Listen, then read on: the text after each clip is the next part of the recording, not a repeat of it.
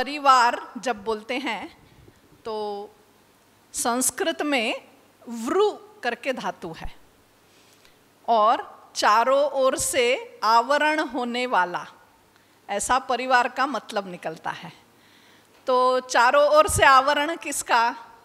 तो स्नेह का, ध्यान रखने का, पोषण का, ऐसा जिसके ओर आवरण होता है उसको परिवार कहा जाता है। तो परितः यानी चारों ओर से। तो हम जब परिवार में, हम सब लोग परिवार में जब रहते हैं तो हम उसका अनुभव करते हैं कि अपने माँ पिताजी, दादा दादी, चाचा चाची, भाई बहन, इन सब से हमें जो एक स्नेह का आवरण मिलता है उसी से हमारा जीवन पोषित होता है और उसी के कारण हम जीने के लिए और ज़्यादा उत्सुक रहते हैं, क्योंकि ये प्रेम का आवरण हमारे चारों ओर होता है।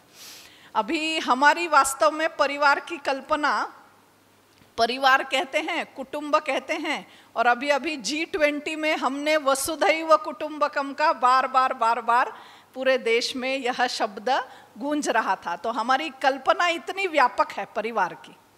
लेकिन आज जैसे प्रश्न पूछा कि संयुक्त परिवार, एकल परिवार, क्या कारण है कि अभी संयुक्त परिवार से एकल परिवार हो रहे हैं? तो हम सब लोग जानते हैं ये कारण दोनों हैं, सामाजिक भी कारण है और आर्थिक भी कारण है इसके लिए। पहले अभी मैं बीच में कोटा के परिवार में गई थी, तो 27 लोग हैं उस परिवार में, लेकिन एक एक मंजिल पे एक एक भाई रहता है, लेकिन एक ही इमारत में, बिल्डिंग में पूरा 27 लोगों का परिवार रहता है।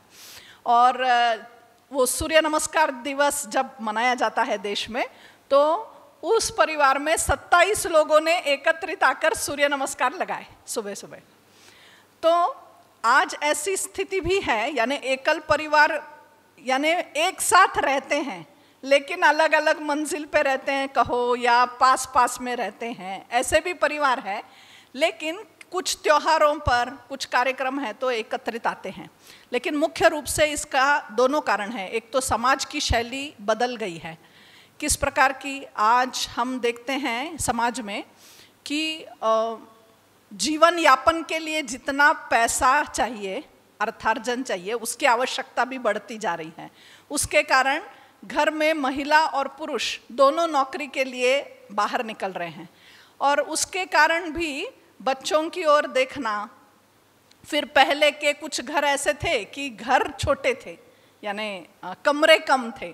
तो जैसे जैसे बच्चे बड़े होते जाते हैं उतना अगर घर पर्याप्त नहीं है तो बेटा दूसरी ओर घर बना देता है और परिवार अलग हो जाता है।